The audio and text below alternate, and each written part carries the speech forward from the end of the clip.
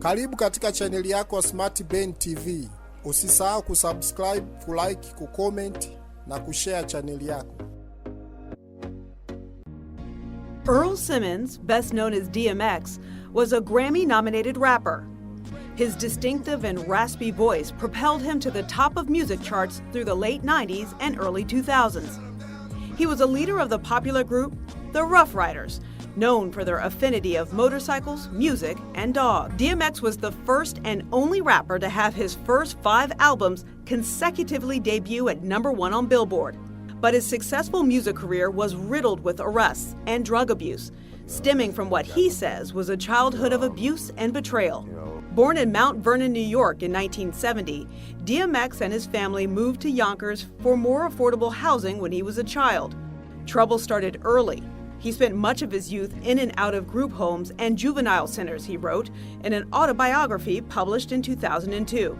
According to him, his first run-in with the law and detention came at just 7 years old. Among his nights in a juvenile detention center as a teen, DMX wrote he found a way to escape his troubled reality: music. In 1998, when the music world was still reeling from the death of 2 hip-hop greats, Tupac and Biggie, DMX blazed the scene, taking the reins as a hit-making MC.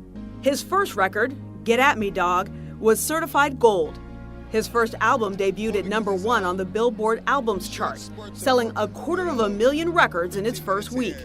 He even starred in blockbuster movies.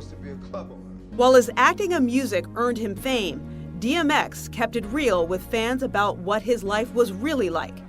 A Christian, he often prayed before and during performances, in interviews, and on Instagram Live. He was vocal about his rough upbringing in his music and in interviews. In a 2020 interview on People's Party with Talib Kweli, he broke down as he recounted his introduction to drugs at 14. I hit the blood and I'm like, I was no longer focused on the money. I never felt like this. I later found out that he laced the blood with crack. Why would you do that to a child? Never giving up hope, DMX wanted to be a better man. He sat down with GQ magazine in 2019, where he opened up about overcoming the abuse he suffered as a child. He entered into rehab, even sat down with Iyanla Vanzant. Do you have a drug problem now? I will always have a drug problem. Tell me about that. Just because you stop getting high doesn't mean that you don't have the problem, because it's a constant fight every day. But the controversial interview left DMX storming off set in a rage after being confronted about his drug abuse. While his story was troubled, he remained a man of faith, never giving up his quest to become better.